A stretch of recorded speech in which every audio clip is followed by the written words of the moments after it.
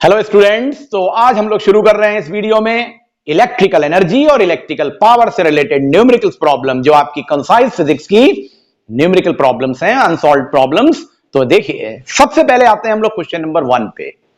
ये question power, जिसे आपने पढ़ा हुआ है, power is equal to voltage into current, और V is equal to I R यानी ओम्स लॉ, इन दोनों के इंटर रिलेशन से बना है। तो क्वेश्चन ये है कि एक बल्ब है जिसमें रेजिस्टेंस दी हुई है 500 ओम, रेजिस्टेंस दी है 500 ओम और करंट दी हुई है 0.4 एम्पियर। अगर ये सिचुएशन दी है तो क्वेश्चन में कहा जा रहा है इसमें आपको इनकी पावर निकालनी है। अब देखिए, अभी अभी मैंने बोला कि अगर आपको पावर निकालनी है तो आपको दो चीजों की जरूरत होती है, वोल्टेज की और करंट की।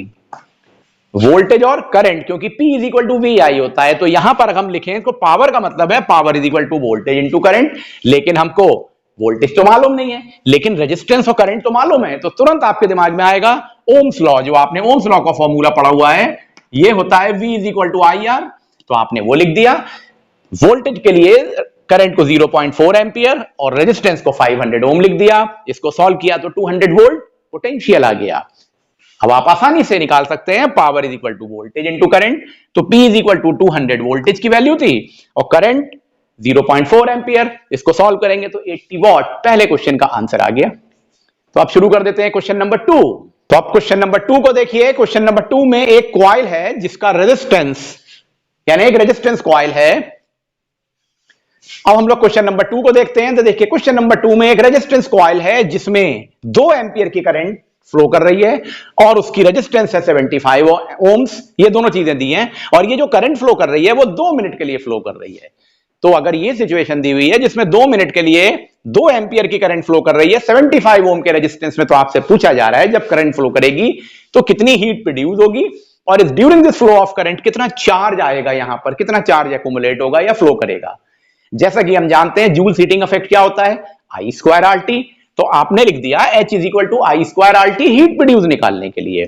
अब आपने H लिखा, करंट की वैल्यू 2 स्क्वायर कर दिया, रेजिस्टेंस है 75 ओम्स और टाइम कितना लेंगे, देखिए मिनट को सेकंड्स में बदलेंगे। तो आपने मिनट को सेकंड में बदला तो 120 सेकंड आ जाएगा।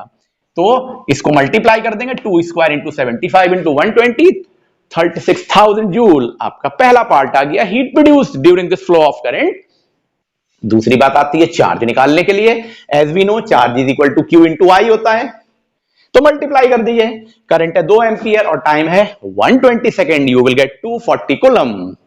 क्वेश्चन नंबर 2 फिनिश हो गया। अब शुरू करते हैं क्वेश्चन 3। देखिए, क्वेश्चन नंबर 3 में गिवन है एक बल्ब है, एक लैंप के अंदर बल्ब लगा हुआ है, उस बल्ब की पावर दी हुई है 60 वॉट और वोल्टेज दिया है 250 वोल्ट। ये जो बल्ब है इसमें पावर और वोल्टेज दिया है और आपसे पूछा जा रहा है जब ये वर्क करेगा तो कितनी करंट इसके लिए रिक्वायर्ड है और कितनी इसमें रेजिस्टेंस प्रोड्यूस होगी। मींस यहां पे अब हम रेटिंग ऑफ इलेक्ट्रिकल अप्लायंस की बात करेंगे। तो आपने रेटिंग ऑफ इलेक्ट्रिकल अप्लायंस में पढ़ा था, देखिए कॉन्सेप्ट को समझिएगा। अगर पावर और वोल्टेज दिया हुआ है तो आपको क्या करना होगा, 2 फॉर्मूले लगाने होते हैं। पहला करंट के लिए power is equal to voltage into current, अब आप इसमें रख दीजिए तो करंट निकल आएगी। तो I is equal to P upon V, तो पावर अपॉन वोल्टेज यानी 60 अपॉन 250 कर दिया तो करंट आ जाएगी 0.24 एम्पियर। दूसरा रेजिस्टेंस निकालनी है, क्योंकि रेजिस्टेंस तो होगी हीटिंग इफेक्ट से। तो R is equal to V square upon P होता है फॉर्मूला, उसमें वैल्यू रख दीजिए। तो resistance is equal to 250 square upon 60, क्योंकि ये दोनों वैल्यूज गिवन थी। जब इसको सॉल्व करेंगे तो 1041.6 ओम्स रेजिस्टेंस आ जाएगी। Question number 3 finish. देखिए कितना सिंपल क्वेश्चन है। अब आते हैं क्वेश्चन 4 पे। क्वेश्चन नंबर 4 में एक बल्ब है जिसकी रेटिंग दी हुई है। देखिए रेटिंग दी हुई है, पावर दिया है 100 वॉट और वोल्टेज दिया है 250 वोल्ट। जिस तरह से लिखा जाता है वो रेटिंग मतलब होता है, स्टेटमेंट में भी रेटिंग दी है। तो ये रेटिंग दी हुई है और साथ में एक इंपॉर्टेंट बात लिखी है जिससे आपको बिल्कुल कंफ्यूज नहीं होना है। क्यों नहीं होना है कंफ्यूज, क्योंकि एक बड़ी कोरिलेशन आपको मिलेगा कि अगर यहां पे वोल्टेज सप्लाई बल्ब में जो है स्पेसिफिकेशन वो दिया है 250 वोल्ट, तो ये लिखा हुआ है कि bulb is connected to 250 volt main, यानी जो मेन सोर्स से वोल्टेज आ रहा है वो भी 250 है और बल्ब की रेटिंग भी 250 है। कोई प्रॉब्लम ही नहीं है, सेम सिचुएशन है दोनों तरफ।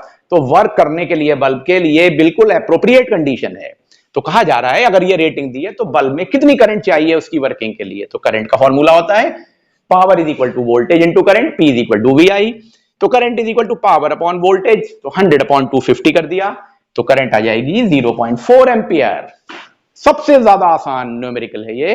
अब शुरू करते हैं न्यूमेरिकल नंबर 5। क्वेश्चन नंबर 5 को देखिए, ये भी रेटिंग ऑफ इलेक्ट्रिकल अप्लायंस से रिलेटेड न्यूमेरिकल है। क्या दिया हुआ है इसमें? बल्ब की रेटिंग दी हुई है, पावर दी है 100 वॉट और वोल्टेज दिया है 220 वोल्ट। अब जब ये रेटिंग दी हुई है तो आपसे कहा जा रहा है इससे आप रेजिस्टेंस कितनी होगी इसमें ये निकालिए और कितनी करंट रिक्वायर्ड है इसकी वर्किंग के लिए। ये जैसा कि हम जानते हैं रेटिंग की हेल्प से हम दो ही चीजें तो निकालते हैं, रेजिस्टेंस और करंट। तो देखिए अगर हमको रेजिस्टेंस निकालना है तो हमने अपना फॉर्मूला यूज किया R is equal to V square by P, क्योंकि पावर का formula V square by R होता है तो उससे बन गया R is equal to V square by P. उठा के वैल्यू रख दीजिए तो 220 स्क्वायर अपॉन 100 कर दिया तो 484 ओम्स रेजिस्टेंस आ जाएगी। दूसरा, अगर सेफ लिमिट ऑफ करंट निकालनी है तो I is equal to P upon V, तो 100 अपॉन 220 कर दिया तो 0.45 एम्पियर। आपके सामने आंसर आ गया करंट का। इस तरह से क्वेश्चन नंबर 5 हो गया जो रेटिंग ऑफ अप्लायंस पे बेस्ड था। तो बच्चों इस वीडियो में हम लोगों ने ये 5 न्यूमेरिकल डिस्कस किए जिससे आपका एक बेसिक कॉन्सेप्ट बना। नेक्स्ट वीडियो में हम लोग अगले 5 क्वेश्चंस को डिस्कस करेंगे। वेट करिए अगले वीडियो के लिए। Thank you.